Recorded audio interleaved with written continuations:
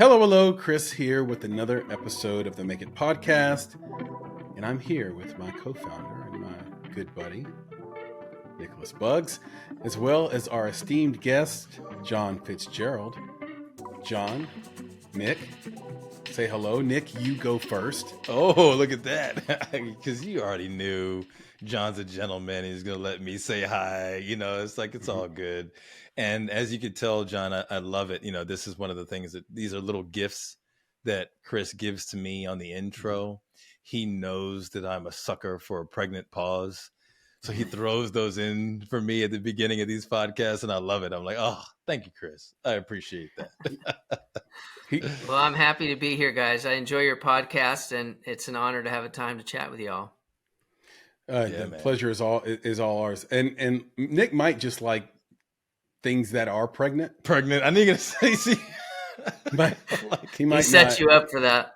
Might not like it. Might not be pauses. It could be anything. What is it? We have this little. That I love because we love you so much. So in love and respect and adoration and admiration, remarkableness and all the things. You know what?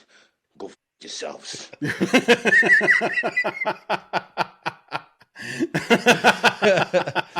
That's how Nick feels. You're gonna have to put some context to that, man. You just dropped that on everybody. I don't think I am gonna put any context to that. So no, that was one of the many voices that Nick does, and he left. That's an inside voice message to a group of filmmakers we were working with. But I just clipped that part out because I thought, hey, he loves pregnant pauses. Why not?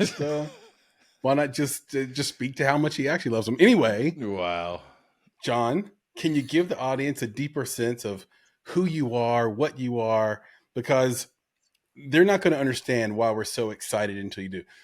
You've been doing this a really long time. Filmmaking, festivals, advocacy. Why don't you break it down for us and let the people know what you've been up to your whole career, as it turns out.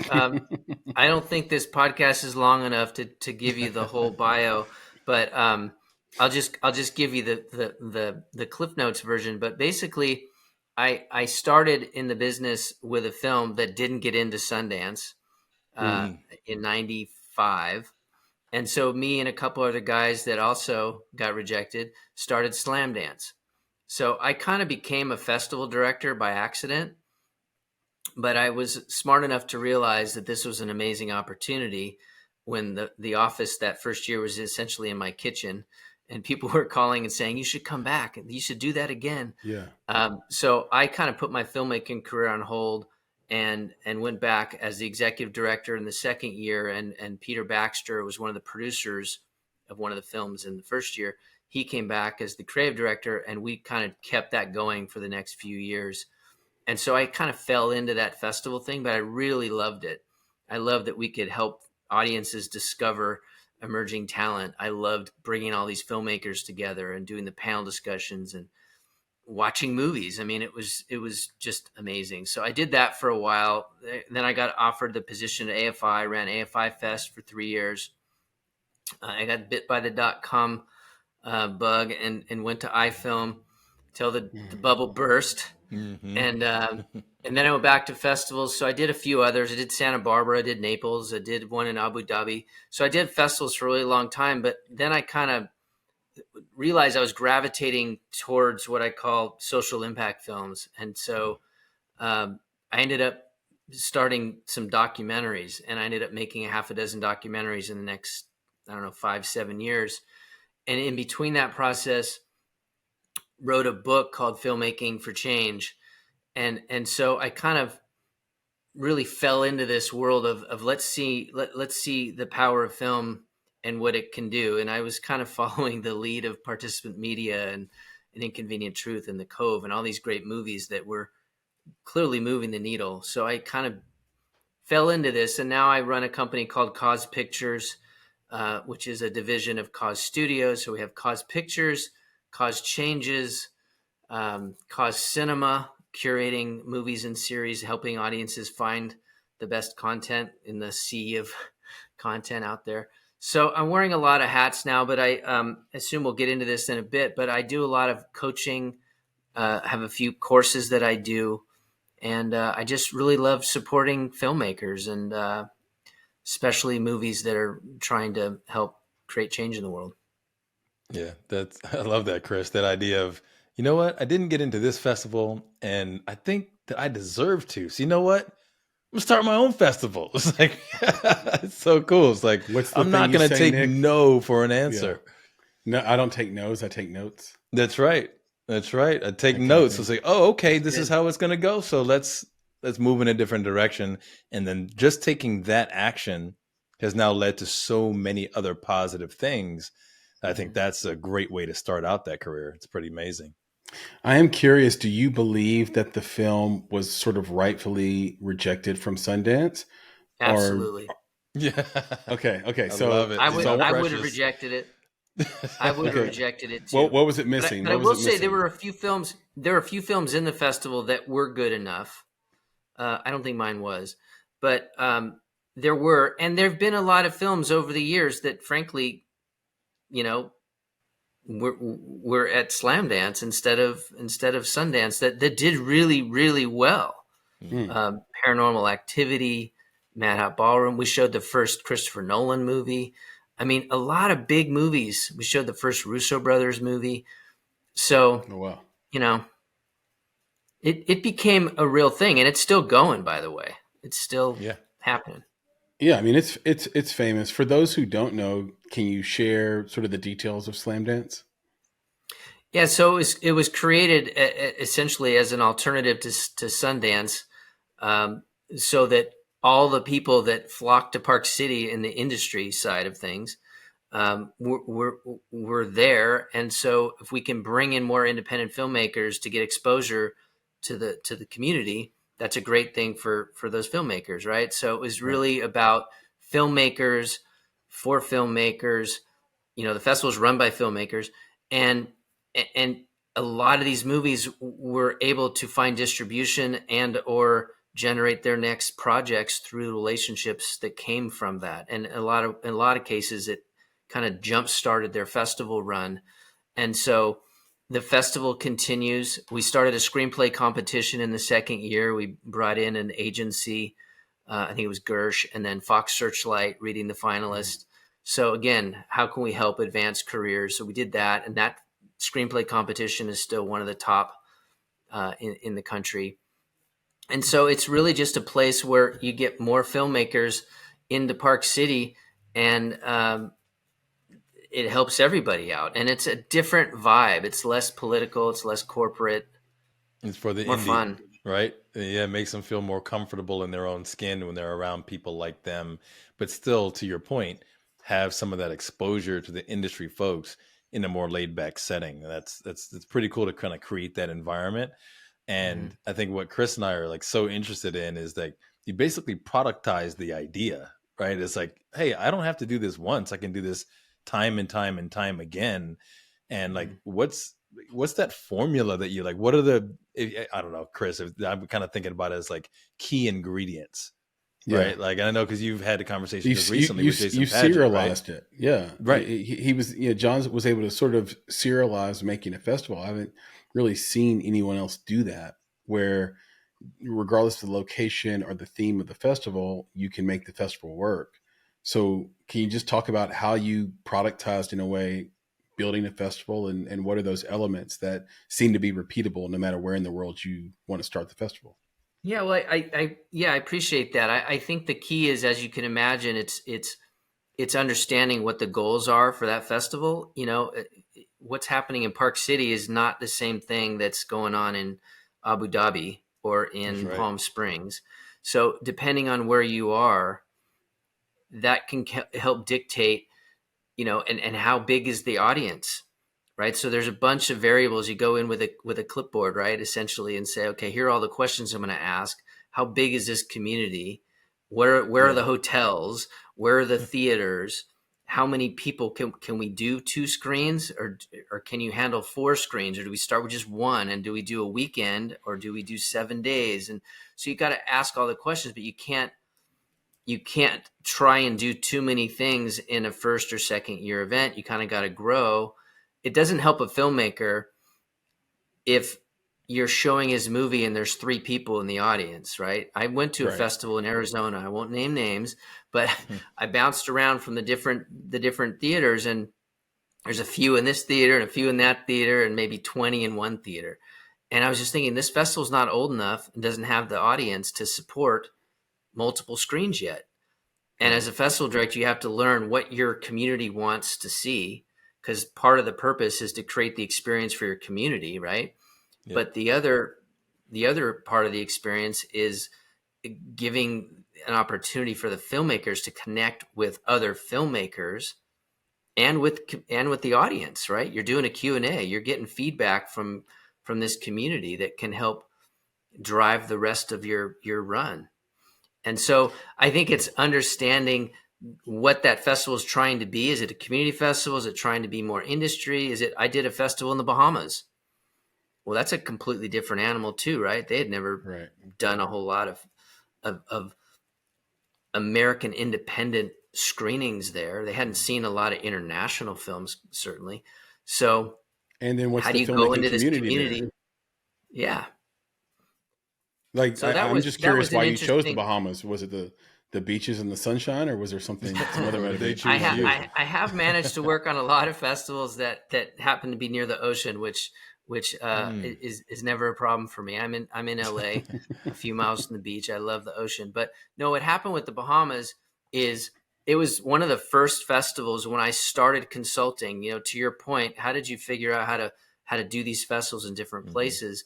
After running several festivals, I think my third one was Santa Barbara.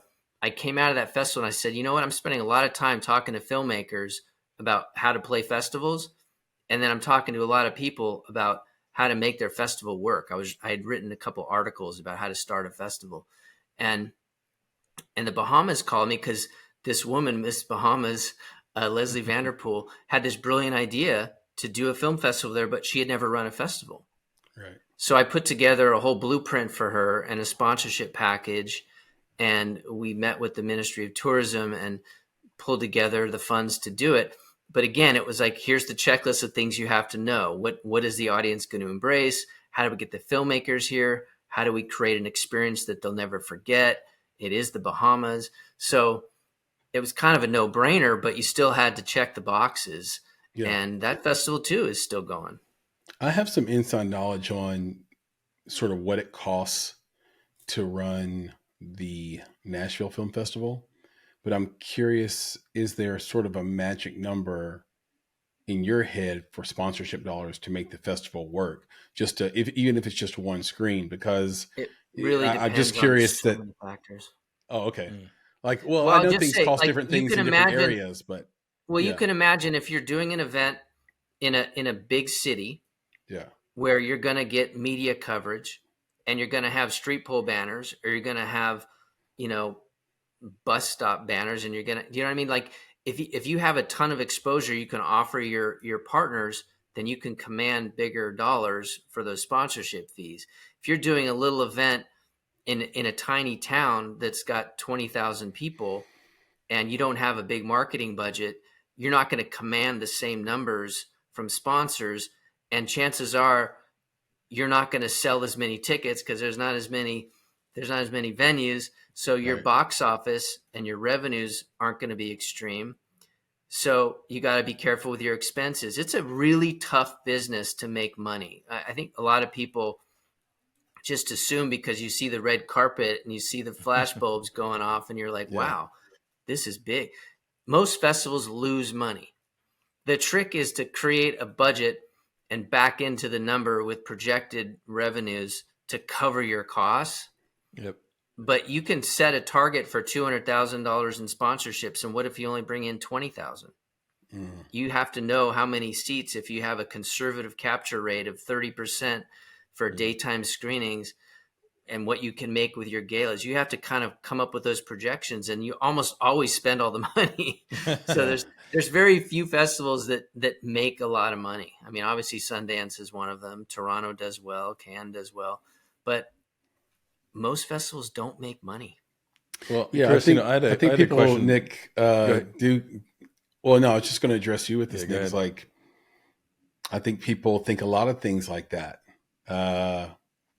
make it like they think it's easier than it is. And me and you on this podcast have talked about podcasting being one of those things. Right. Where it's like people literally think that you just press record on some device and then share your podcast, and then I'm a podcast. Right. I mean, maybe you recorded something, but podcasting, there is so much behind the curtain work to really make it like a legitimate podcast that guests want to come on and that people want to listen to. Anyway, go ahead, Nick. Yeah. So my question was, so the film festivals, what we always think about is the filmmakers, right? So the filmmakers are showing their things there. As you mentioned earlier, they're networking as well. But what I'm really curious about is like, how do you actually bring the community, the non-filmmakers in, especially if they're not coming to see celebrity, right? How do you get them in to watch these independent films when it seems like the market is like all about these huge blockbusters, and people may not even be going to the theater as much. They're watching stuff on streaming. Have you seen like is there a sweet spot now for getting the community involved? That's a really good question, and there are actually some legit answers for that. And I think it does depend, again, back to the first question of knowing your audience and what kind of films you can program there based on your community. I did an event in Naples, Florida, and this was an event where I showed a film in I think their first or second year, and then I consulted to them a little bit a few years later, and then I don't know, 10 years later, they hired me to just be an interim director because their director left. So I did it for a year. But the point is, this was a community that got used to seeing these kinds of films, and yes, they did sprinkle in a few films that had some celebrity elements to them, but at the end of the day, they had created a community that trusted the programmers to bring them some interesting content. And there were some dramas and some comedies and some documentaries, but they were the kinds of films that weren't necessarily going to be playing at the local AMC anyway. But there's some really strong content out there, and people want to see movies that have something to say. Even if it's not about climate change, it can be just about relationships. Right. But these movies sold out. And what happens is these community festivals, you talk about Nashville, these community festivals, they build trust in their communities.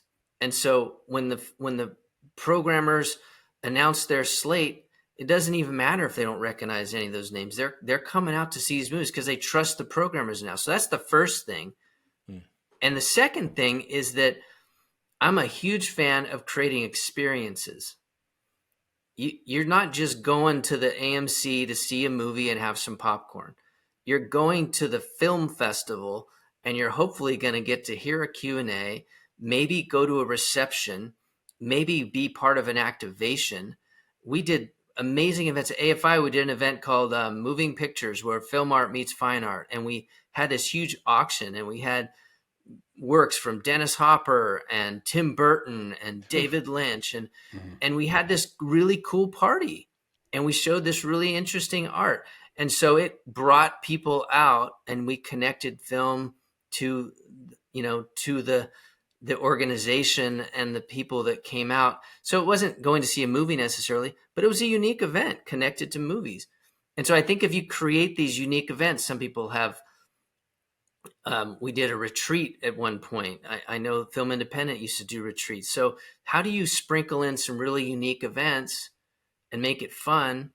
And so then you sell passes, right? Because people want the passes. Then they get to come to the screenings, you get to go to the parties, you might meet some actors, you might meet some filmmakers, and maybe you'll get to do something fun, like see David Lynch's latest work on the wall. Yeah, that's really cool. Point. Yeah, I love the experience idea, Chris. Like that. I think that's that's what it is. Exactly. That's what it is. It's an ice cream sundae, right? You get a scoop of strawberry, a scoop of chocolate, a scoop of vanilla, hit some sprinkles, put some whipped cream on top, and it's powerful. You know, Jeff Klanigan, president, CEO of Code Black, and also runs Hart Media Entertainment, Kevin Hart's company, is on the podcast. He got his start throwing, like arranging things, managing events. And if you have that skill set and then can get people to pay a ticket, that skill set is broad. That skill set works in a lot of different venues and areas. And if you've been to a few of these things, you can see when it's done really well. Like I've been to Coachella, and Mm-hmm. say what you will about Coachella, the people who run it know what they're doing. I mean, to corral that many people and to have so little drama and so in all the concerts, because it's not just the big stages, it's the little tents too. Have them all go off without a hitch. The sound's perfect in all of them. They're selling merch, they're selling alcohol, they're selling food. The amount of organization that goes into that is startling. You know, I'll add one thing to that though, John, which is when you have a shortfall of sponsorship dollars, and let's say maybe you know, you've maxed out your grant dollars. By the way, grants are a freaking bear. Like you don't Hard. want your whole thing to be on grants, because you'll just be doing paperwork the whole time. It's no fun. You might as well just quit. So when you have a shortfall of sponsorship dollars, this is why the local filmmaking community is so important. This is kind of why I asked the question about the Bahamas, John, because what happens is if you need to sell tickets, you need people in the community that made a film. And when you curate and sort of program their film into your festival, the whole city will come out to watch those filmmakers. And Nick, me and you experienced that with two of our feature films. That's right. Right, where every screening was sold out. We had 3 screenings. We could have done 5 screenings. We could have done 7 screenings. They all would have sold out. In your hometown? Yeah, Yep. because those filmmakers were so popular where we were. And I think it's just, you know, it's another way, another little tactic, if you will, to make sure your positive side margin on a film festival. You got to have a festival that's in a filmmaking place. Well, it's a good point too, that you know, some festival directors pay close attention, and sometimes they'll even call it out by adding a section like regional filmmakers or whatever. That's right. But I remember when I did the Hollywood Film Festival years after I did AFI, the festival director said to me, you know, program some local films. They tend to do well for us. And we did. We programmed a bunch of films that were not necessarily a movie I would have picked at Slamdance or Santa Barbara, but we picked a few films where we knew the filmmakers were here and we knew that they were going to bring out an audience. And the truth is, if you're looking at those box office projections and you're saying, you know, if we can sell out X number of shows, that can really help with our bottom line. And look, I ran Topanga one year, and that was really tough because it's a small community, and I brought some amazing movies, like films from top festivals, amazing movies, and there'd be like 10 people in the theater. Yeah. And it's just heart-wrenching. You just got this amazing piece of art on the screen, and not enough people getting to enjoy it. And you could put a movie from a filmmaker down the street in there and they fill the theater, and it can be a very mediocre film. So you kind of gotta balance that, right? And you've got the media looking at you, you've got industry looking at you, other filmmakers. Like you reject another film that might be better, but you take the film that's a local filmmaker because they're going to sell more tickets. Like it's a bit of a balancing act. But remember, It sure is. Like you said, it's a balance, right? Because you're not just doing it to sell more tickets. Because if you're putting more butts in seats, that means you're engaging more people. You're giving more people an experience. You're uplifting the community that is there. So there's, you know, value in that as well. Well, Nick, that's the power of the event. That's the power of the event. So exactly what you do is you program the local filmmaker, and it helps, by the way, local filmmakers, if your film is good. So you program. It's always nice. You program the local right. You program the local film. That brings a bunch of people that weren't going to buy tickets otherwise to your festival. And on their way to the movie or the way out of the movie, have your event space ready to go. Let there be a party.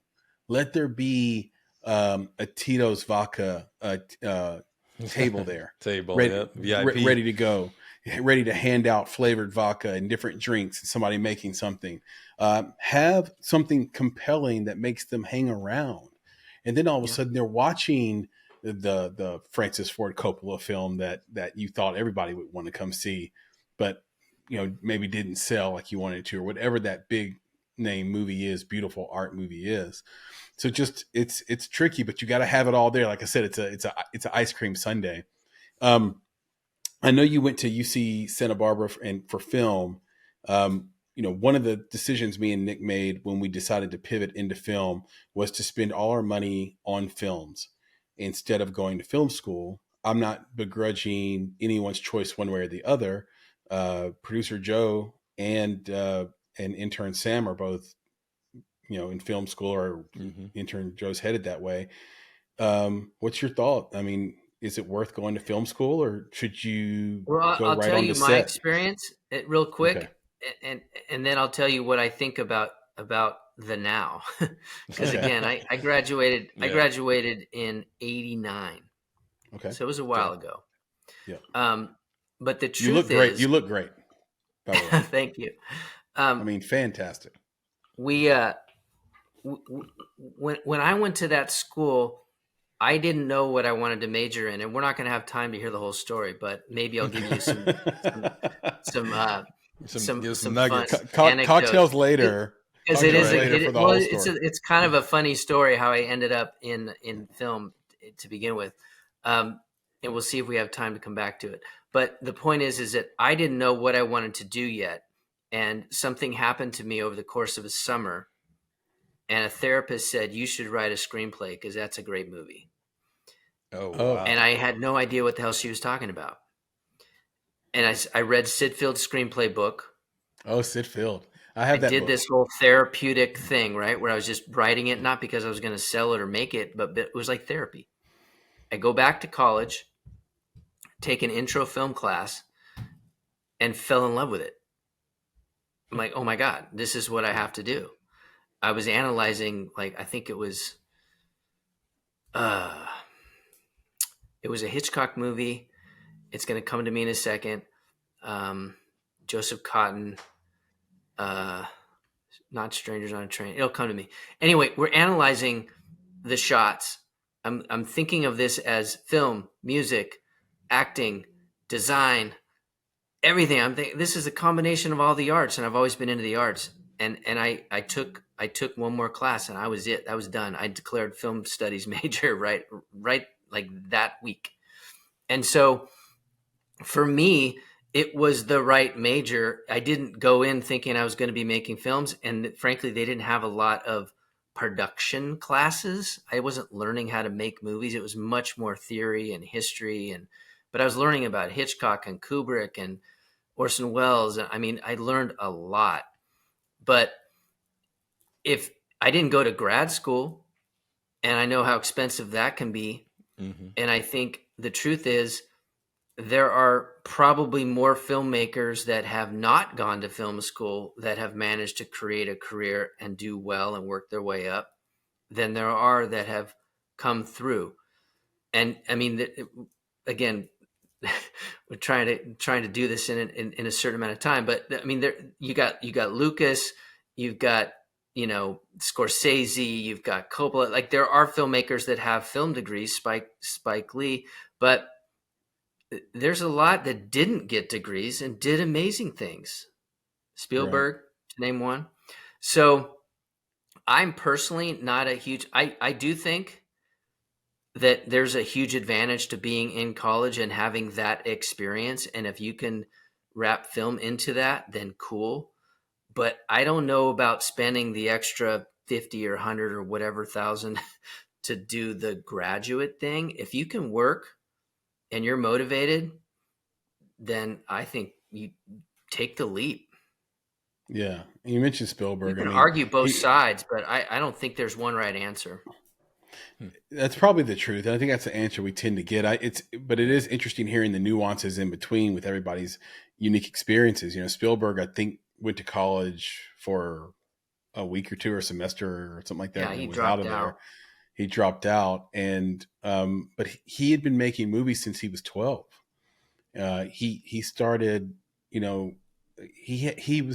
had been doing it a decade, kind of nonstop, obsessively. At the age where most people are still trying to figure out who they are and what they are and where they fit into the world. and he had, a particular type of environment, and he had things he wanted to say. I think it's so important to have something you want to say. I started in music, and there are so many, many, many, many talented instrumentalists and musicians and singers all around. And the thing that differentiates a label signed artist and a cover band is simply that one had something to say, and a unique way of saying it that was also somehow relatable. And if you don't go and live your life and have stories and meet people and not be afraid and get off your phone, you're not going to have a story to tell that's going to mean a damn thing to anyone. You have to go out there and be with the people and risk something, in order to, have, a story to tell. And look, you were right about the time. We could just talk about this forever, because I think the other part of it is that the film schools we know are great are hard to get into, are prohibitively expensive. And the other film schools, and I'm not going to name names, but I know a few that are less known, and you have no idea whether you're going to learn anything at all by going to those schools. You might just literally be wasting you or your parents' money by going there, because the film school might not, their number one priority might not actually be film, believe it or not. And again, that sounds antithetical. It seems weird, but I'm just telling you, it exists out there. For sure. Chris, I want to segue from your comment about engaging the community. Yeah. I think that's one of the things that I think is the most important about film school, which is the networking. Right. But or any school, Nick. I was exactly. But here's the thing: a networking isn't confined to school alone. So one of the things I'd love to hear from you, Jon, is like, from your experience, what is the best way for a filmmaker to network? Because I think that's the key. Like, if you have the skills, all the things that Chris mentioned, right? The drive, the creativity, something to say, all those things are great. But really it comes down to who you know, so that you can get on a set, or you can have a mentor, or whatever the next step is. And I think that's the true value to film school. So if you're not going to go to film school, where do you build that network? Well, I'll answer that question. Then I want to throw one other thing out that I think is really important about this idea of film school or no film school. I think it kind of depends on your stage of the journey, as it were. Because if you're a recent college grad, or you just got out of high school, like, there's opportunities for you to go and intern for companies, right? Yep. Tons of opportunities. It doesn't matter what the film is. They're being made everywhere. It could be a music video, but you got to be out meeting people, and you got to be willing to work and pay your dues. I graduated and wore a coat and tie at an agency, making $200 a week or whatever the hell it was. And I met everybody, and I was reading scripts and reading contracts, and it was an amazing experience. But there are others that go work as production assistants, and now you're meeting everybody on the set, and hopefully you're meeting people in the office. And if you can get onto a studio a lot, you meet other people. So I think there's ways to meet people if you're willing to go out and not necessarily make a bunch of money right away, and just meet people and work and learn and watch. I think Ava DuVernay, I feel like I read she was on a lot of sets as a publicist before she even decided to make movies. She had a whole publicist. She was just career. learning and she was following. She was a very successful PR agent. Right. But the point is, she called out the fact that she was able to visit sets and pay attention and watch and observe. Yep. And a good segue back to the other point is Quentin Tarantino didn't go to film school. Mm-hmm. His film school was the video store in Manhattan Beach, right? So I'm a huge fan of modeling, right? Watch as much as you can. When I got out of school, I would go and work this job, and I'd come home and I'd watch at least one movie a night. That's a lot of movies, but I was learning everything. I was learning, and I think you can model. And one of the reasons why I'm doing this new podcast that hopefully we'll talk about at some point is I remember. What's the name of the podcast, Jon? It's called a History of Film Festivals in 100 Movies. Got it. So what I do is I talk about a film that was a key participant in the growth or evolution of that festival or that person's career. And so I kicked off with Soderbergh, and obviously what he did was sexualize and how that kind of spawned everything in Park City. Yeah. And we'll come back to some of that stuff. But the point is that if you're trying to learn, I think seeing what other people did and their path and who influenced them is really helpful. And to me, that's as good as any film school.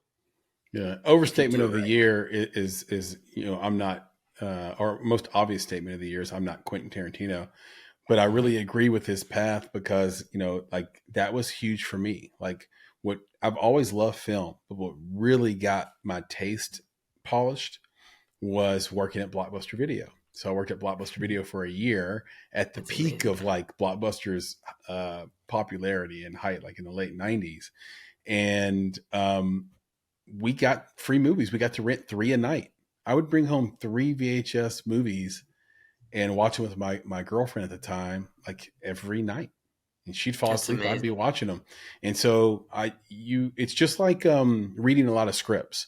So if you read a few screenplays, the first great one you read, you'll think is like the best movie ever. Or if they're unknown writers and you finally get a good one, you'll be like, okay, let's make that. But if you get to read a whole bunch of them, then you'll develop sort of, the right temperament towards what's good versus what's great versus what's really bad versus what has promise but has sort of mistakes. And you get these little nuances in between. So just doing something over and over and over again, this isn't anything new. I think the watchers, the viewers, listeners know this. That's going to help you out. But how to get there, I think, is the question. And you do have to your point earlier, sometimes you have to sacrifice that bigger thing you want to do, like whether that be interning. Our intern Sam, he watches a movie a day, or that's his goal. He watches a movie a day.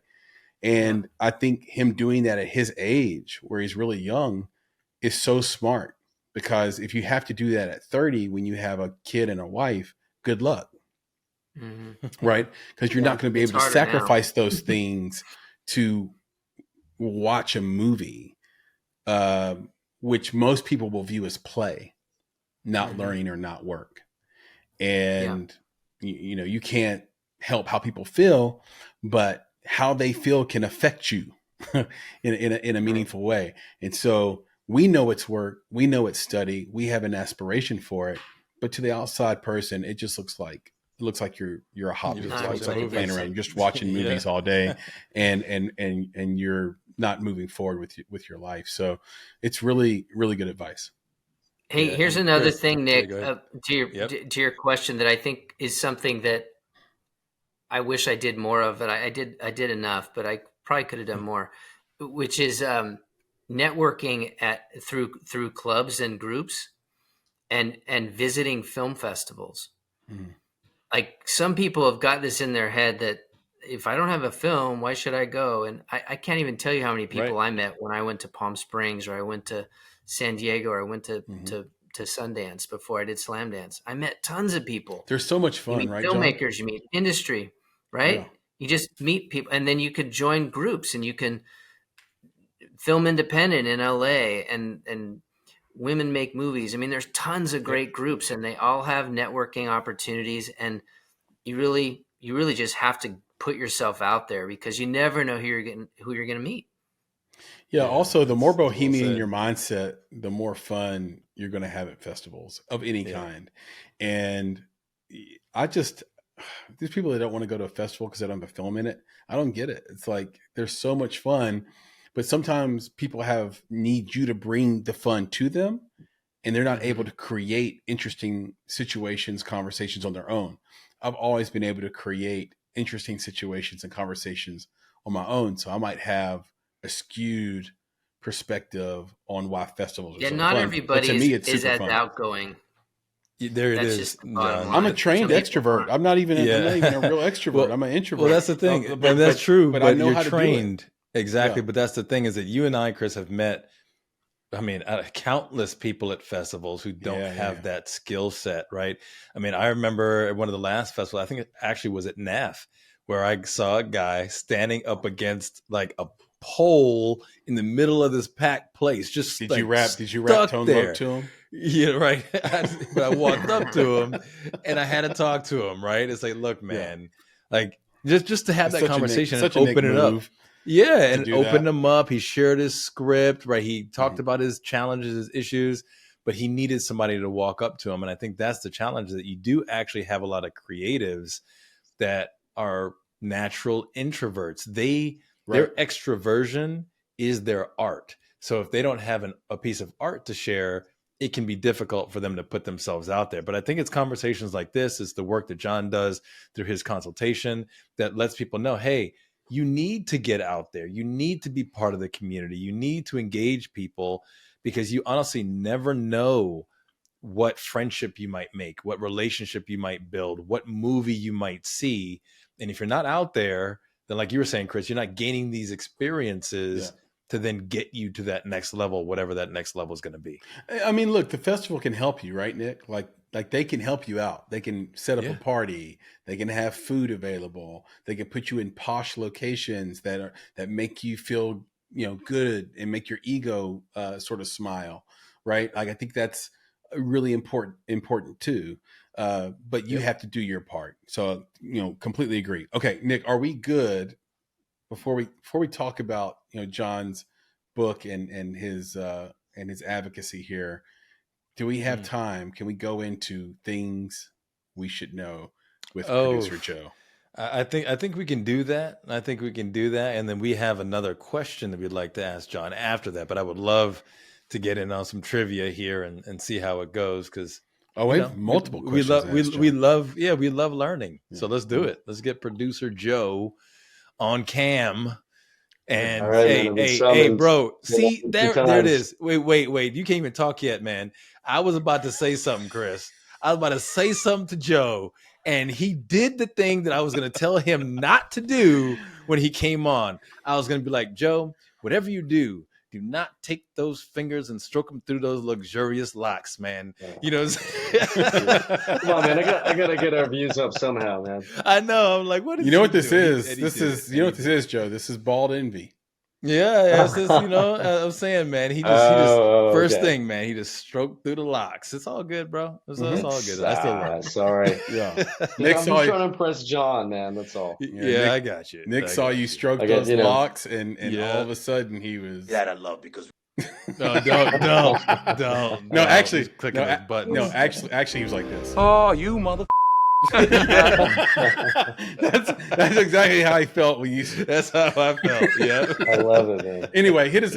Right, now wait. I want to set this up, Joe, because shout out to producer Papa Bear, who's enjoying the Dominican Republic right now. Hope you're getting a tan. I hope you're having a luxurious time. But he has left us with some gems and jewels. So producer Joe taking his spot, but this is a producer Papa Bear curated question. So. Curated just for our guest today. That's the right. one and only Jon Fitzgerald. Man, you really got to expose me. Drop it on us. I wanted them to think it was smart, but you're giving PB's credit. All right, taking it right. You're gonna have to earn that smartness. There you go. Is smartness a word? Yes, it is. Let's make it happen. Is that one of those things where you say something and then you say the wrong? Okay, anyway. Go ahead, Joe. I would count it. All right. Anyways, all right. So this is Papa Bear's question, but all right. So the documentary An Inconvenient Truth, right, was released in January of 2006. Mm-hmm. Okay. Al Gore. Very, very successful. Yep. The reason this was such an important documentary is because this was the first social impact documentary to win 2 Oscars. All right. So. Here's the question, right? That was just a little background preamble. I like it. Yeah, I like it. Thank you, Jon or Joe. Yeah. All right. So when the DVD was released, what country bought 30,000 copies for its schools? Oh wow! So wait, say the question again, Joe. Okay. So when the DVD was released, what country bought 30,000 copies for its schools. Okay, first of all, Nick, wouldn't it be great if we still had that exhibition window?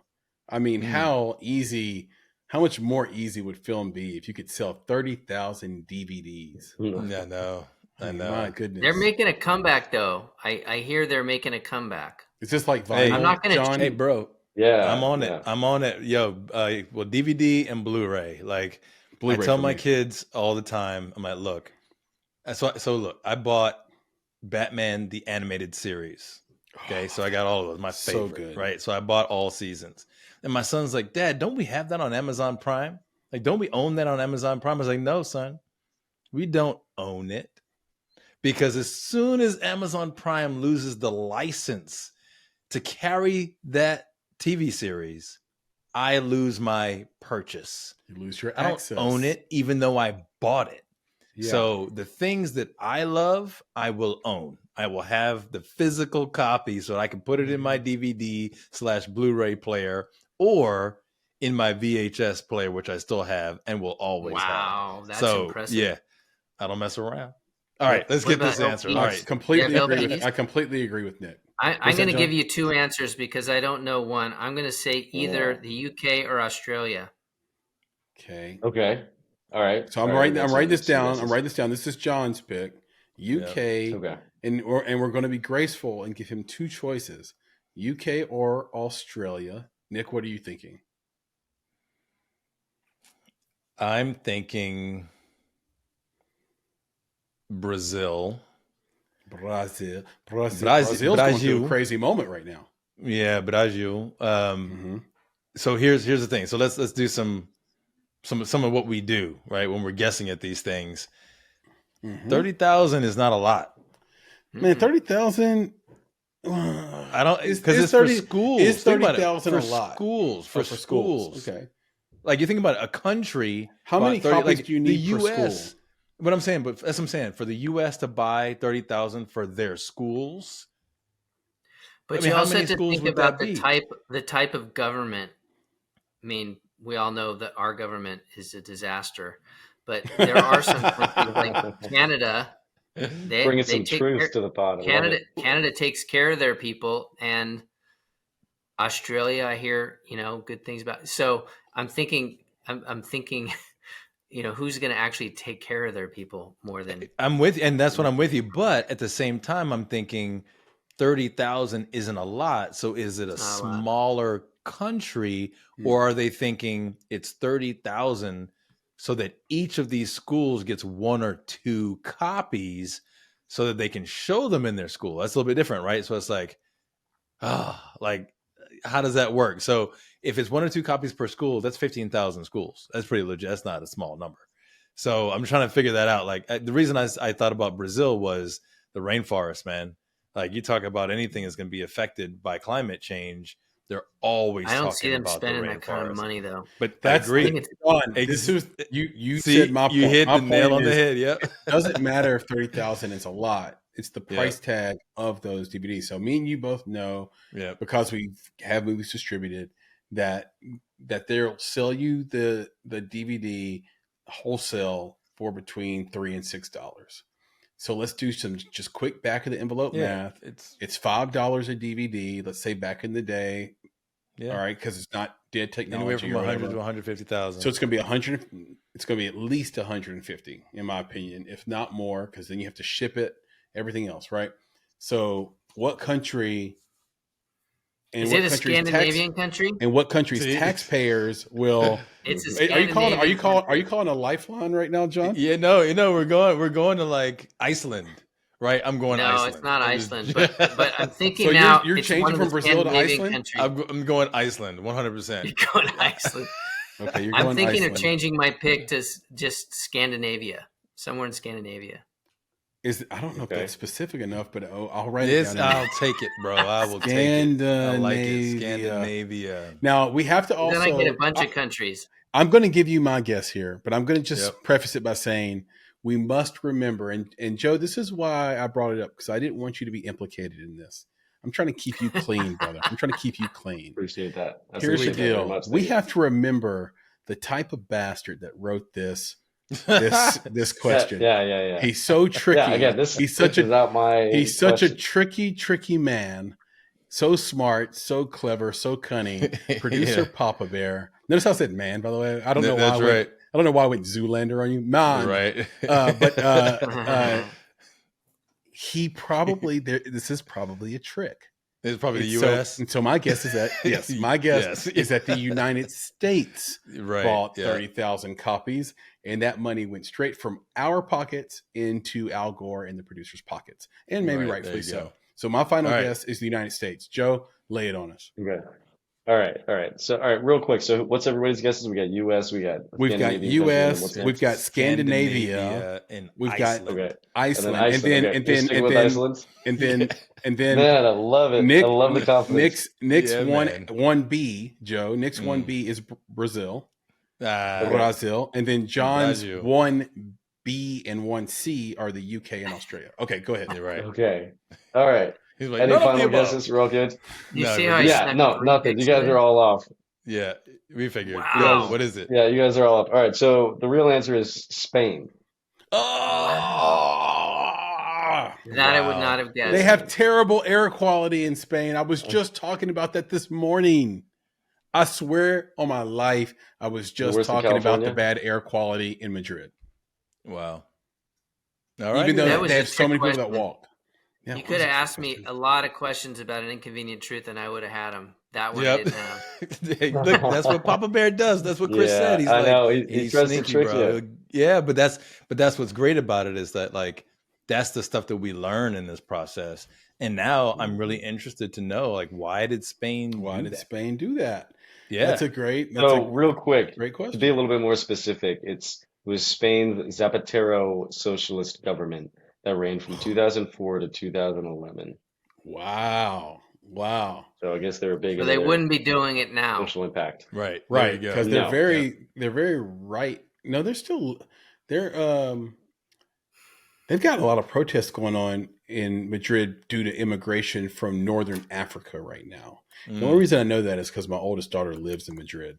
So they have like daily protests. I need to know more about it, but they've had some really terrible, horrific political murders all within the last sort of calendar year. And it's still a great place. Wow. It's not dangerous at all, in my opinion. I mean, if you're minding your business and just eating the food and having Tinto Verano every day.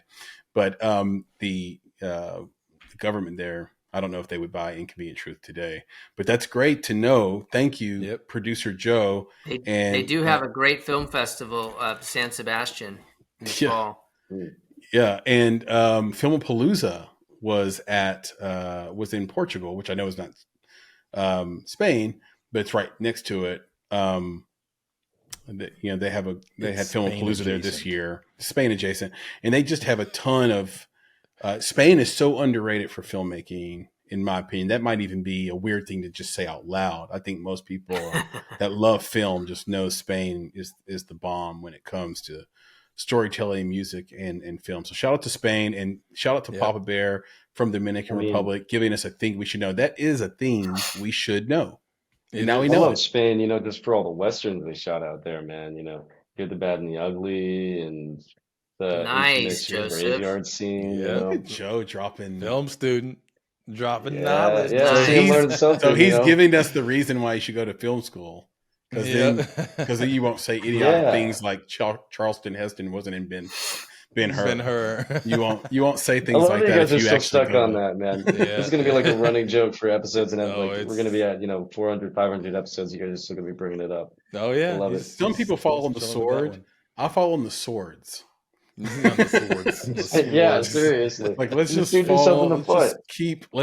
I fall into the grinder. It's all That's good. it. Yeah, blend me up, man, we forgive for that. But it's all good. That's why I have smart people like Nick and you around, Joe, so you guys can keep me clean. Because I'll just say some shit. That's right. Sometimes I'll just say something. I'll just say something, and just because the words sound good together. I love give me some words that sound good together. I'll say. He's like, alliteration is my friend. Yeah, we'll figure out if it's factual later. Anyway, nice. Joe, I appreciate you, man. That was awesome. John, I want to share this. I want to share this this cover with you real quick. Can I share this with you? Filmmaking for Change, second edition, from our guy Jon Fitzgerald. Incredible cover. I love the white, black, and red motif. Classic marketing. If you don't know, guys out there, I'm a journalism and marketing How's major. that? There it is. There it Let's is. see I it. Let's see it. It's on the Yeah, screen. that's it. It's on the screen. Look at that motif. Hey, Chris, that's every incredible. time I see it, Chris, every time I see it, you know, I start singing to myself. I'm like, we're gonna make a change for once in my life.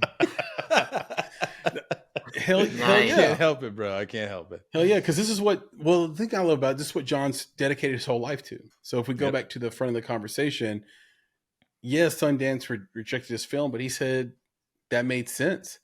But that one thing had him pivot towards festival, which made him see filmmaking at its root, guerrilla filmmaking, independent filmmaking, what it really takes, financing it, and then documentary filmmaking as a path and a way to not just advocate for things that make the world better, but also a way to get movies made.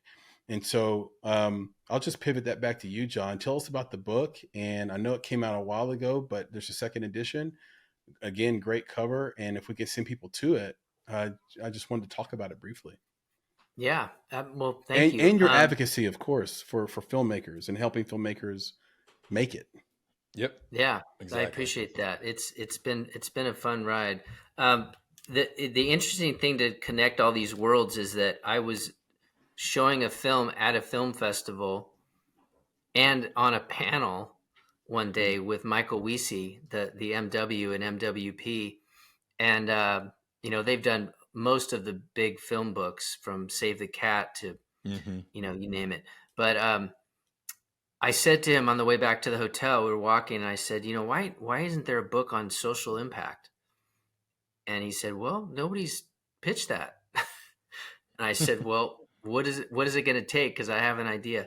So anyway, I was able to make that happen. I wrote a first chapter and an outline, and it just seemed like a natural thing to talk about. But what I found most interesting was I fell into this idea of the myth in the movies and Joseph Campbell and the hero's journey, and how a lot of our biggest movies over the over the 100 years that we've been making movies have been modeled on these archetypes. And what I thought was interesting was that you could take that structure and the hero's journey and the ordinary world and the refusal of the call and all those things and layer them into documentary. I started thinking about all these documentaries that were getting a hell of a lot more interesting, quite honestly, in the last 20 years than they were in the 50 years before that, where it's not just talking heads, right? It's thrillers, and it's really exciting. Think about The Cove. Think about Icarus. I mean, there's been some amazing documentaries, and some of them use 3-act structures, but a lot of them have this hero's journey thing. So I tried to apply that in the Filmmaking for Change, and the idea that you can take a non-traditional story that's not scripted and still find structure to it, which is storytelling 101, right? There's a beginning, a middle, and an end. And so that was the impetus behind this. And then, of course, how you bring these movies out into festivals and out into the world. And then the new edition was about activation. How do you leverage the power of film to create change? Well, it starts with getting people to see it, but then there needs to be a call to action. And what are you trying to do with it? And so that's really why we created Filmmaking for Change. And there is a course that people can take, or they can just get the book, but it's filmmakingforchange.com. Yeah, and I love that storytelling 101. How much are your courses? That's great. I think that Filmmaking for Change is around $100, at $97 or something like that. Oh man. So inexpensive. Which is not very, and it's hours and hours of video, awesome. of video and slide presentations and resources. It's really comprehensive. I just did a webinar on it yesterday. It's ironic that we're talking today. I did a webinar. I got the whiteboard over here with the 3 keys of developing and releasing these stories. But it's funny, there's a lot of people didn't necessarily think of themselves as filmmakers, and because of the growth of documentary, people that didn't necessarily know that they could make a movie are starting to think, well, I think I do something like that.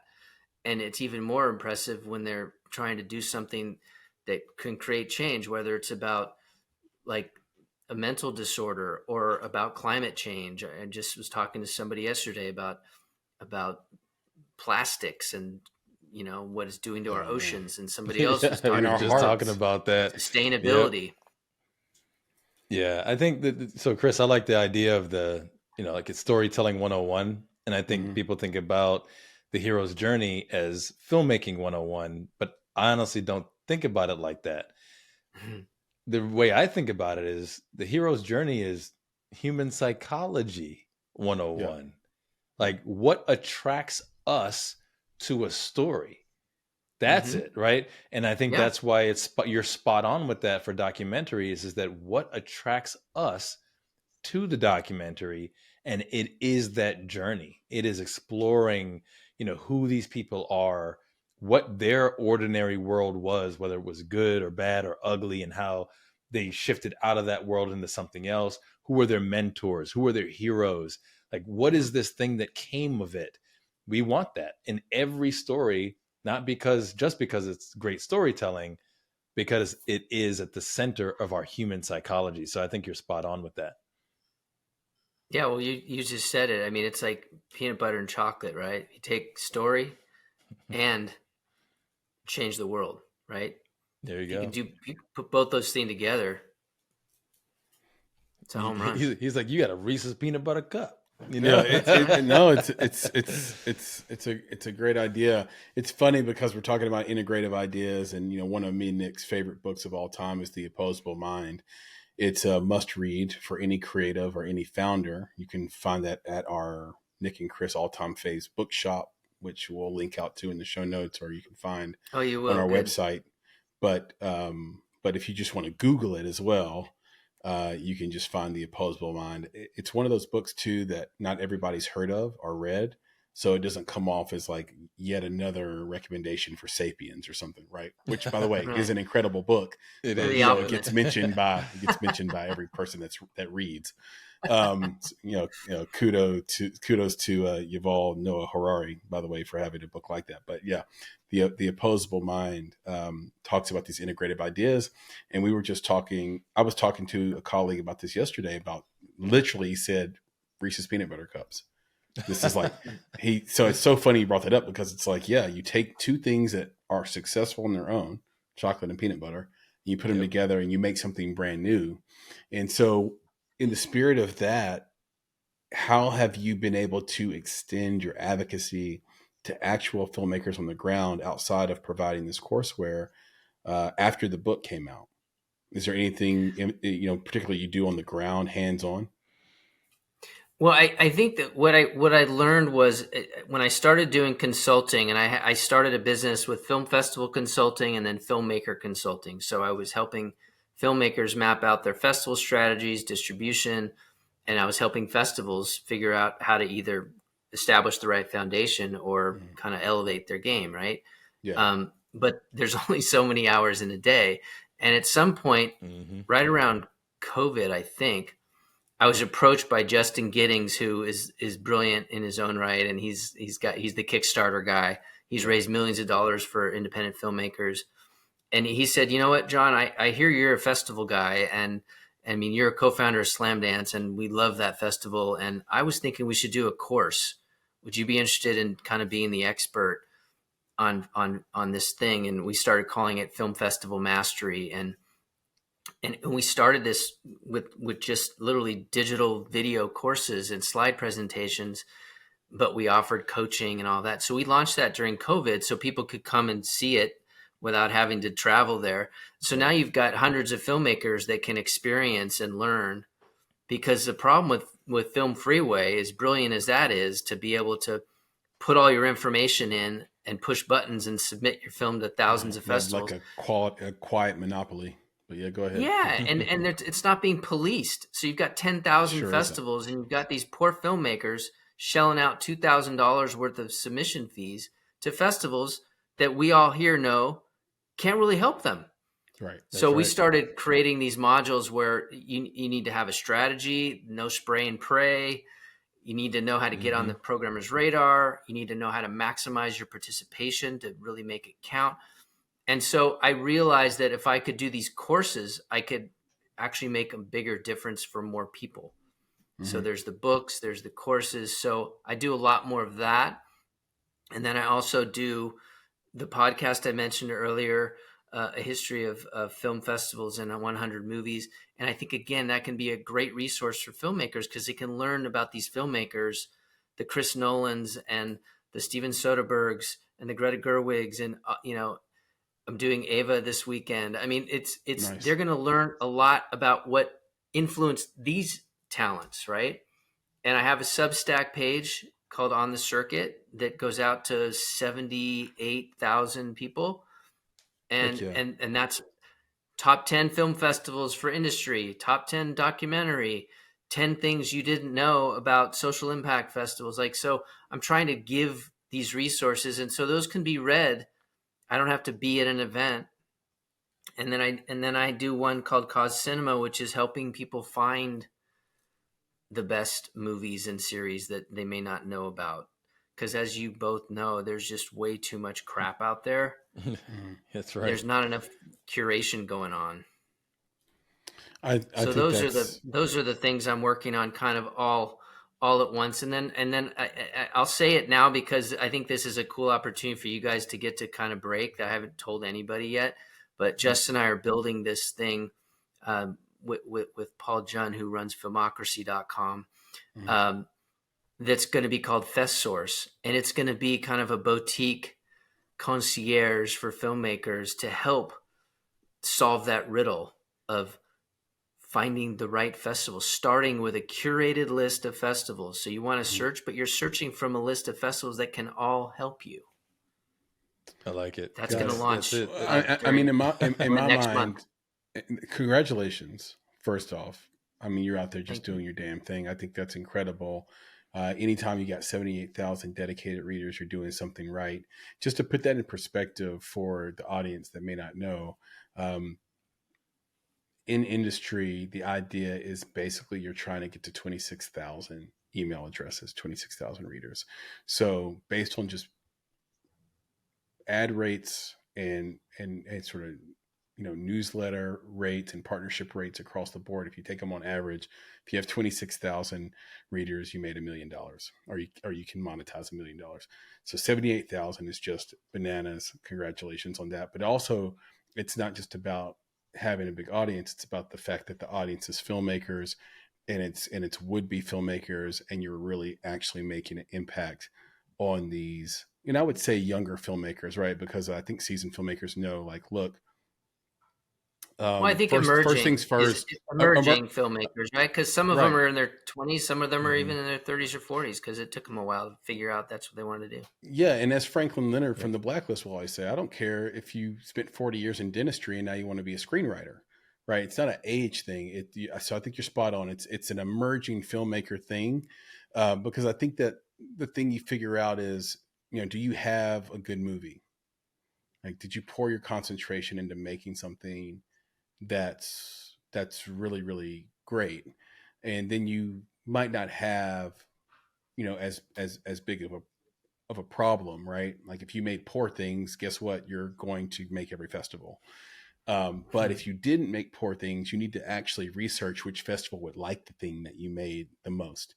And are they a market? So is it worth going and which there festival can help you achieve your goal? Yes. Yeah, exactly. So which starts with identifying your goal, right? Like that's the key. I think, the strategy only comes from first identifying the goals that you have for. Personally, I think, and John, you can agree or disagree or expound upon it, but sometimes it's not the goal for the film, right? It's the goal for the filmmaker, the brand, right? It's like, where are you going with your career? It starts with, the first question we always have when we're doing a coaching call with a filmmaker is, what are your goals with the film? And sometimes it's, I want to sell my movie. And sometimes it's, I want to use this as a calling card. So I want to play credible festivals where if I put those laurels on my press kit, they actually mean something. That's right. Sometimes they don't know which of those festivals can actually count. And you get people will get the laurels on their covers, and it doesn't mean anything, right, John? not if they're crappy festival, and certainly Right. not if they're trying to parlay that film into the next one with Fox Searchlight. They send that deck to Fox Searchlight with a bunch of lame logos on it. Like, well, that doesn't establish credibility. Yeah, that don't impress me much. Which is all the laurels do. I mean, if you go to the Booty Cheese Film Festival, that's not going to be. That's probably not going to. He's like, that's the thing. You know, they have the shape of those laurels is it going to bail you out? Yeah. Just want to make sure I circle back on this. So, guys, go to search at Substack on the circuit to be part of a massive group of emerging filmmakers, and the light creatives on Substack. And then the breaking news is that Fest Source is about to drop with you and a few co-founders, and it's going to be sort of the be all end all of how to navigate the festival world. Is that fair to say, Jon? Yeah. That's the start. And my website has always been causepictures.com. But now I have jonfitzgerald.pro just because I had so many things going on that weren't cause pictures. I just finally got the URL jonfitzgerald.pro. So pro. You can reach, and I do complimentary consultations just to find out if there's anything I can offer to help filmmakers. And sometimes there's something I can do with a book or a course or some feedback. Sometimes it's just an introduction to somebody else. But yeah, it's all right there front and center. Yeah, Jon, and that's a segue for me into just this. You've done so many things, and you are doing so many things, and you're doing so many things to help maximize the success of filmmakers and help them make it. The question, of course, that Chris and I always ask our guests is, what does it mean to you to make it?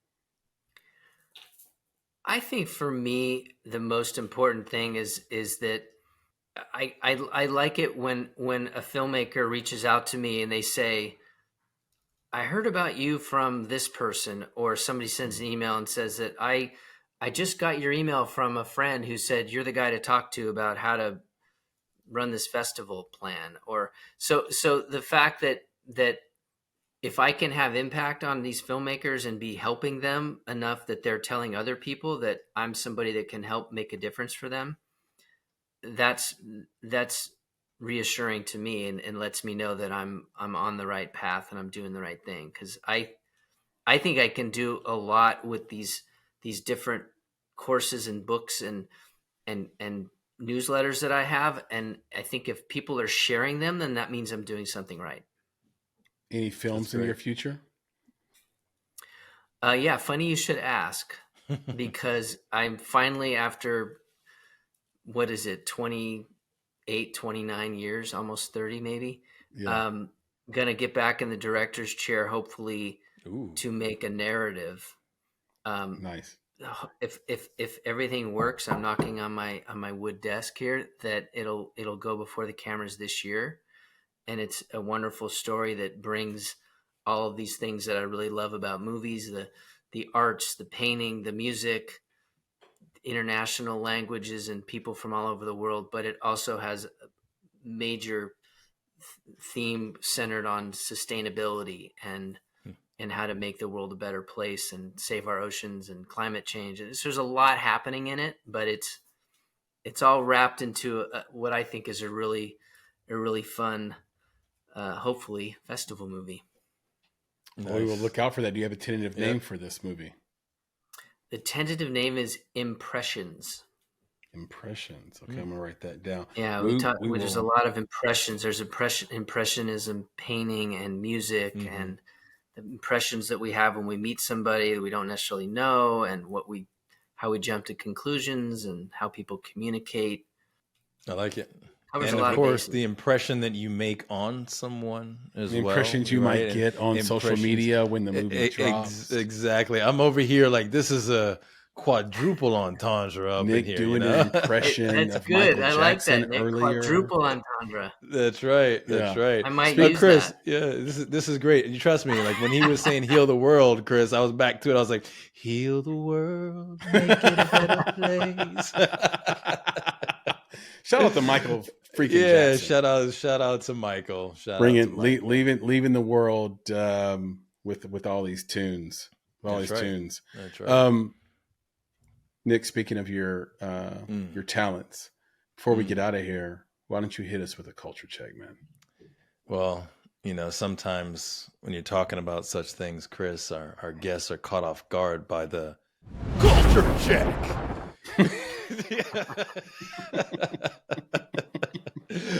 I was ready. Yeah, look at that. He knew it was coming. Hard-hitting segment weekly. That's right. Hard-hitting segment, culture check. And I want to talk a little bit today about something that actually hits me a little bit too. So I gotta think about this and potentially check myself. So I don't know if you folks have seen in the news lately, there's been a lot of chatter, and even some folks are getting all, riled up about, I'm going to say her name, Francesca Amawade Rivers. She has recently been named as Juliet to star alongside Tom Holland, who will be Romeo in Romeo and Juliet. And from the announcement that she would be playing Juliet, there has been a lot of racist comments. I think there's racist and misogynistic comments thrown in her direction and the direction of the director of this play. And, you're just thinking about it. It's like, I guess it's now they've got a Black Juliet, right? And people are up in arms about this. I think about exactly. Well, I think about Halle Bailey, playing the Little Mermaid. Right now, the other thing that's coming out, a lot of flack for that. Exactly, and the other thing that's coming out is one of these. I guess it's Marvel, right? Where they're going to be having Julia Garner play the Silver Surfer. Right. And I remember, and my son knows the Silver Surfer as a male character, right? Like, what are we doing here? Changing up these characters that we know and we love. And I'm going to be honest with you. When I heard that you have a brown-skinned Little Mermaid, I'm like, man, Ariel's a little white girl with red hair. Like, right. Like, I don't know what you're talking about. Like, that's just what it is. That's Ariel, right? And why is that Ariel to me? Because that's what I grew up with. That was the character that I fell in love with. Right. And I think that that's what happens with these characters. And I wonder, are these characters of the complexion that we remember them, right? As we first were introduced? Is that the intent? Was that the intent of the artist, or was it beyond that, right? Was the intent of the artist to depict maybe a social construct? Maybe the intent was to talk about a specific theme. Maybe it was beyond the skin color or, the race, creed, sex, gender of the character. But at the time that those things came out, whether it was a book, a movie, a play, it just fit the times to have a white character or a male character. And now we're just moving into a different time where now you can do whatever you wish, right? All of it is acceptable. All of it is socially acceptable. All of it is, should be normalized. So I'm thinking, even for myself, like, was I too upset about Halle Bailey playing that and them changing my Little Mermaid? Or should I have entered into that space, which of course I got to, right? Which is like, no, it really isn't about her complexion. It's about the story. How the hell did Little Mermaid get black under the water? Hey, there's the sun comes through and then no, but no, your point's well taken, because I think all of it's kind of over dramatized and I think it is too, and over criticized. Yeah. It's really just entertainment. Like, go there and enjoy it. Don't try to take it, too seriously, but get into the art of it. Take that part seriously. But the pushback I would have is like, could Othello be a white man and it still be Othello? So I think that Desdemona would have to be black. Right. We're talking about Shakespeare. So, but I was just going to say, I think the Coen brothers did that with Denzel. No. Well, they did Othello, but Denzel did Macbeth. And Lawrence Fishburne did Othello. But Othello can't be white, okay. Right? So sometimes Desmona's black. Sometimes, right? Well, still, you'd have to change the whole script. So I'm Yeah, saying that or the hotel play or the play. I mean, so sometimes race is a factor in the story, correct. Right. and in that case, you can't necessarily play around with it. Again, when you talk about the Romeo and Juliet and the Montagues and the Capulets. Capulets, is that a little bit about who those people are and their families and where they're from and why they're fighting? And how are you going to have to sort of adjust the narrative to fit a warring black family with a warring white family, and what we will internalize about that in modern day, right? There's a certain thing we don't internalize at all when both families are white. It becomes the Hatfields and McCoys, right? Like we're like, Yeah. okay, these are two people who are fighting for other reasons. Whereas if you have a whole black family or a white family and these two kids are dating or whatever, now it's not just about like maybe something external, but it also might be, oh, you guys are different races as Right. well. And so it just feels like there I could think be it's, there I could be a honestly think marketing it's, cheapness to it, John. I guess is what I'm saying, Well, and sort of a underhanded conceit, yeah. there that's behind the obvious. And Nick, like we said when we heard about the Little Mermaid, what they do is they put a black character in a known story because they don't want to take the financial risk of just create us a new black character. that's right. Well, that's where I was for a Start while us with a that. black character. Yep. Yeah, introduce a new one. That's the Yeah. twisted sensibility, though, right? That really spawned this whole problem, which is that these studios find security in leaning into the existing franchise and the existing brands, and they'd rather Yep. go back through their list of titles and remake something that has some familiarity because they know that there's some built-in audience there that might come, rather than doing something new and creative. That's right. Just the BS that the studios stand for, and that's one of the reasons why I never really went into the studio business. But Yeah. I think it's a really complicated question that you raise, and to be honest, I think it depends on whether, to your point, Chris, is it something that culturally or racially, or is it something that would absolutely affect the storyline? Yeah. And that becomes another thing, right? That needs to be honored. Yeah. Or you're botching it, in my opinion. Yep. But if you go back to the story, and if that's not affected, but somebody's going to say, well, wait, who is that playing Wonder Woman? She shouldn't be playing Wonder Woman, or she shouldn't be playing Ariel, because that's not what my expectations are. A little 7-year-old kid isn't going to watch the one you watched years ago. Right. So if she enjoys it, what's wrong with that? Yep. So kind of going into that whole rabbit hole of the reboot thing from an economic standpoint and a cultural standpoint is one thing, but if you really cut down to brass tacks and you ask the 7-year-old kid if they enjoyed it, do you know what I mean? Yeah, and that's I think think sometimes but John, the 7-year-old right? kids are stupid, right?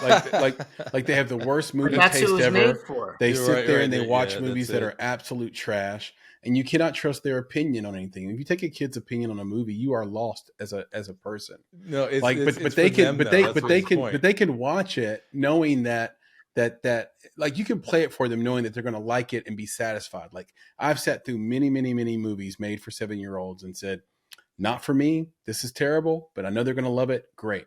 That's, man, being an intelligent person is the ability to keep two ideas in your head at the same time. You can know that that's for them and know that it's also a bad movie, right? So I'm not going to put everything on, oh, the 7-year-olds are going to like it. That's great. That makes it okay. Does it? I'm not saying it makes it okay. I'm just saying I think that there's the issue of the story and the cultural issue, and if it doesn't make sense in the world of that film, then they're making a creative poor decision. Right. But if our expectations, because of something that we were fond of because of a certain typecast or a certain male versus female character. The Silver Surfer is a great example. I mean, Mm-hmm. I have Silver Surfer magazines. I I have the don't think comics, that yeah. are comic books, but I don't think that it would affect.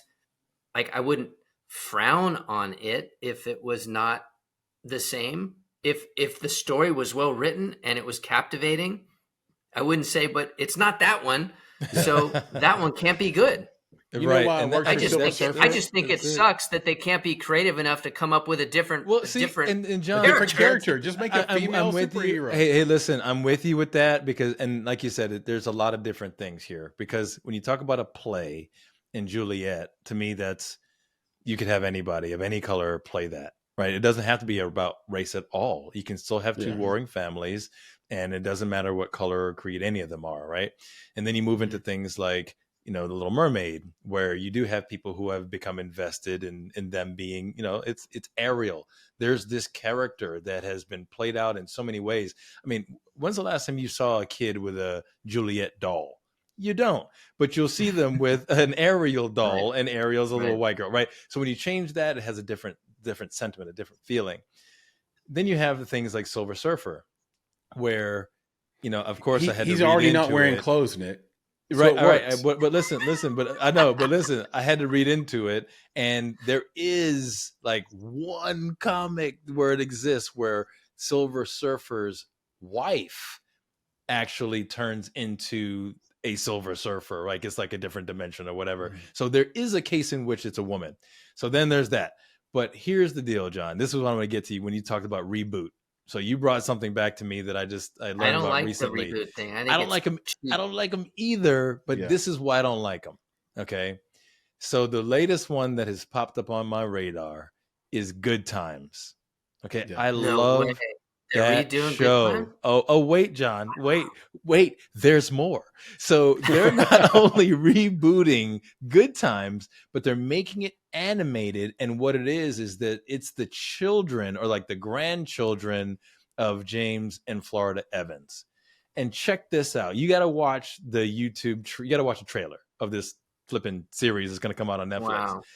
They have a crack dealing baby.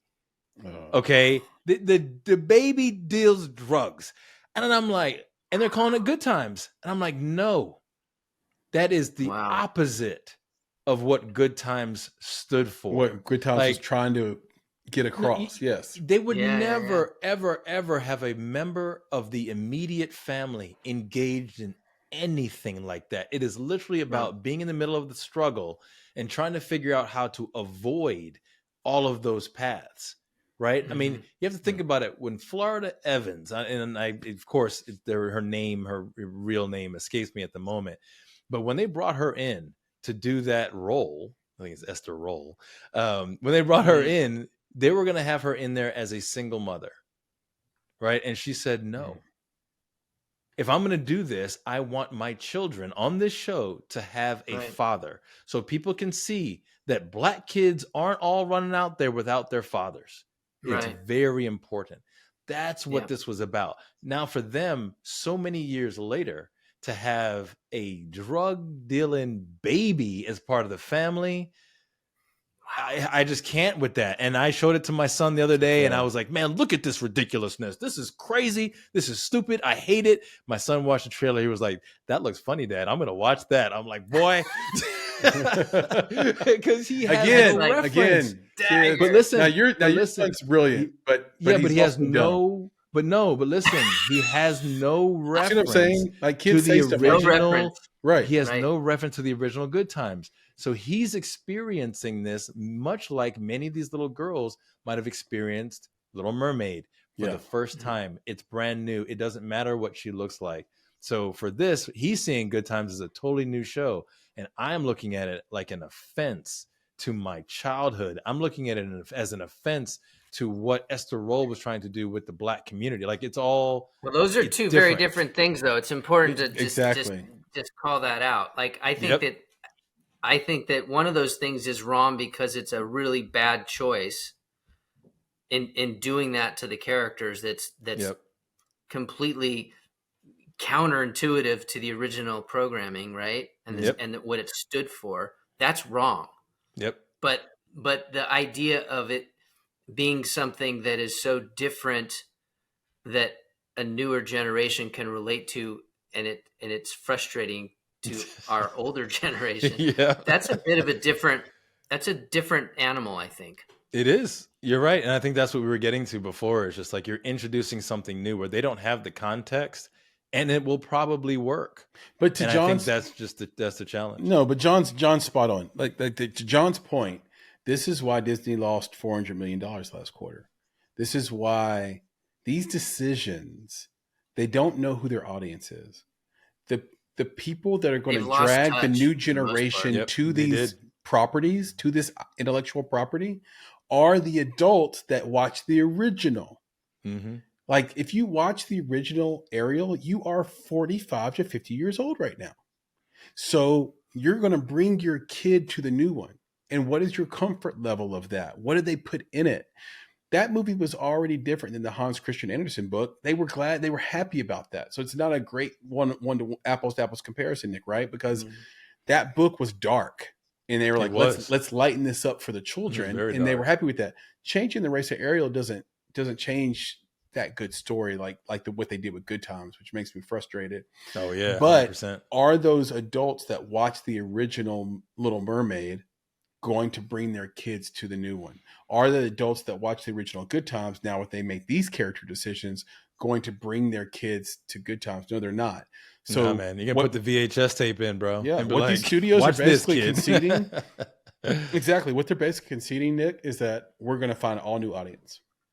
Yep. Screw the old audience. The old audience is dead or irrelevant. We're going to find a new audience and we're going to try to make it relevant. Now, what's really sad is what's relevant to the Black community is having someone in the family that deals drugs. Yeah, man. That's just crazy. Like that's terrible. It's wrong on so many levels that it's hard to even fathom. Oh yeah. I invite you to watch that trailer, and I just was, like I said, growing up with Good Times and all those shows. Yeah. I just can't. And my son thinks he's gonna watch it. And you're like, no, he's not. Exactly. Not gonna happen. Not gonna watch it. Not gonna do it. Wouldn't be prudent. There you go. Nick, I appreciate you bringing this very, very important and timely culture check. Yes, sir. To our attention, man. And we're gonna keep an eye on that. And I'm not saying we're boycotting these things. It's just it's a very interesting question. It's a very interesting question, and I think John's spot on. Where I think some of these studios have lost touch, and it may not be to your point, us in the Chris, right direction. They're pushing other people out. That's the thing. I think that's another. They're saying that this other generation, we're now dealing with something else. So it could be all of the above, and that's why I think it's. We'll see. I mean, we're seeing it all around us. I mean, you look at the J. Cole thing from this week, where he apologized for making a diss track about Kendrick Lamar, and the internet was upset with J. Cole for apologizing. What is wrong with us? Because, man, we want to see it burn. We want to see tension. We love that. Honest, honorable he thing. Did. He did. Beyonce making the country album and changing Jolene. She put her own stamp on it. There are country purists that are like, you know what? That's not Jolene, not my Jolene. I hate it. And you sort of blackified Jolene or whatever. And there's this really big pushback without these people knowing the history of country music, where it's like the banjo was an African instrument and Black people actually created country music and rock and roll, by the way. We don't have to get into that. We don't have time. John, this has been that's a great podcast. You should listen to that if you haven't heard it, which is kind of I riffed on it basically, is a history of rock and roll in 500 songs. Okay. Nice. So there you go. We'll listen to that. I love podcasts. As a podcaster, I really think it's important to eat up and consume a lot of podcasts too. You're going to love that. I probably listen to 20 different podcasts. So I'll happily switch one out for another one or add one. So that's great. I'm going to write that down real quick. History of rock and roll. Yeah. Andrew Hickey. It was an inspiration for mine on the kind of the film side of things, but he's brilliant. And 500 shows. Well, when I started college, I was a music industry major. And I had an epiphany like the beginning of my junior year, like the summer before my junior year. And I was like, none of my heroes did this. and I don't want to be on the business side of music. Like I'm a piano player, a musician, a songwriter. Like none of my heroes did this. And I switched my major to journalism because I was like, you actually need a degree to get a job in that. But if you're good enough at music, nobody cares where you went to school. You know, what's that dude from West Virginia, Nick? I've been working all day selling my soul. Oh yeah. He had like 4 million listeners in a week, basically. Yeah. Nobody cared where he came from. He just wrote a song that people felt. So anyway, we felt this conversation was amazing. Jon, can you just tell everybody again where they can find you on social media, where they can find you on the internet, where they can contact you directly, see your courses, soak up some of your advocacy. I think I've enjoyed talking with you guys. We could talk for hours. We got to do it again. I'll just say the easiest, well, I'll have you guys on mine. Heck yeah. The easiest way to find me is literally just to go to johnfitzgerald.pro. And if you forget that, Cause Pictures is kind of the umbrella for all my companies. But I encourage the filmmakers out there listening to visit On the Circuit, do a search on the Substack for On the Circuit, because there's a lot of really interesting articles and videos and podcasts there. And I try and reference other filmmakers that have influenced them. So it's a really good experience for filmmakers that are trying to do the deeper dive.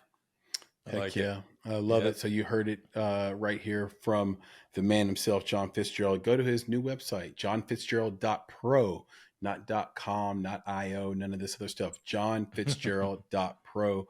Go find him there and find him on Substack at On the Circuit, where you can read all of his thoughts on filmmaking and advice. Look out for Fest Source coming up very, very soon as well. And what's the name of we got Cause Cinema as well, right? Cause Cinema and Filmmaking for Change is the book if anybody's interested in making social impact film. Yep, and Filmmaking for Change, and there's a subtitle of that: Make Films That Transform the World. That's what Jon's all about. That's what we're all about. That's what you guys listening are tuning in for. So I love the sentiment of that. If you are watching this, you already know where to find us on YouTube. And if you're listening to this, you already know where to find us on audio. But here's the thing. What if you want to switch it up one day? What if you want to do the reverse? What if you want to be like Superman and run around the world backwards so that you can save a lane? You have to do these things. So here's how we do it. If you're listening to this, go to YouTube and search for the Make It Podcast and watch our show. If you're watching the show, maybe you can't be in front of your computer all day. You got stuff to do. Go to Apple, Spotify, or anywhere you find great podcasts, and you can search for the Make It Podcast. We'll come right up. Please rate us 5 stars on Apple and Spotify. It really, really helps. And you can listen and subscribe to this podcast as well. If you want to know more about everything that we're doing, you can find us at themakeitpodcast.com. There you can find all of our back episodes, our current episodes. You can listen, watch from there. You can also visit our brand new shop. We've got so much cool gear, hoodies, t-shirts, hats, etc., that you can purchase and be part of the team. Like make it your calling cry. Make it right there in your hat. Right? It just like people see it, they're like, boom, I know what that person is all about. So do support the shop there. You can also subscribe to our newsletter while you're on that website. Our newsletter is bi-weekly. It comes out every 2 Fridays. It's called Indie Insights, and it is our love and our passion to put this newsletter together. It is completely free. Just costs you an email. So you can go to bonsai.film. So bonsai.film/subscribe to subscribe to our newsletter today, and we will send you the next one on Friday. If you want to get in touch with Nick, you can do that at Nicholas Bugs on Reddit. You can email him at nick@bonsai.film, and then give me your new Instagram handle, Nick. They call me Mr. Bugs. There you go. So you can search for They Call Me Mr. Bugs on Instagram, and he just started this like a day or 2 ago or a week ago. So go there, follow him, and he posts there quite a bit. It's a good time. A lot of little advice and quotes and quips. So very awesome. If you want to get in touch with me, you can find me on X at Flame in Your Heart. Your is spelled U-R. Better way to search is probably just my name, Chris Barkley, and I will come right up and follow me on X. I post there probably every single day. Social media wise for this podcast, we are almost everywhere at _ Make It Podcast, TikTok, Instagram, X, you name it. And I think I've said, can't forget one last thing. Cotton Bureau, buttery soft t-shirts, hoodies, hats. So proud of this partnership with Cotton Bureau. They reject 90% of all designs.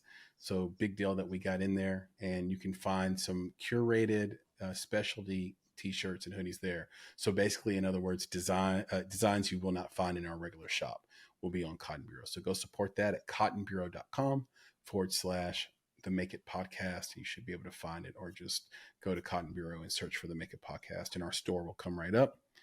With that, Nick, can you please leave us with the credo? So you see that, John? He just went through all that. And at the end of it, he gave me the gift of the pregnant pause. So we appreciate you, Chris, for all that you do. Our friends, our family, our fellow filmmakers, and our followers out there, we have to say, as always, be better, be creative, be engaged. And thank you for listening. Nick, John, talk to you both soon. Yes, sir. We'll do this again. Sounds John. great. All right, Loved it. man. Thanks, guys. Anytime. Keep doing what you do. Will do. Thanks, brother. Appreciate you. All right, guys. Appreciate you. All right. Thank you, Joe. Bye. Thank you, Sam.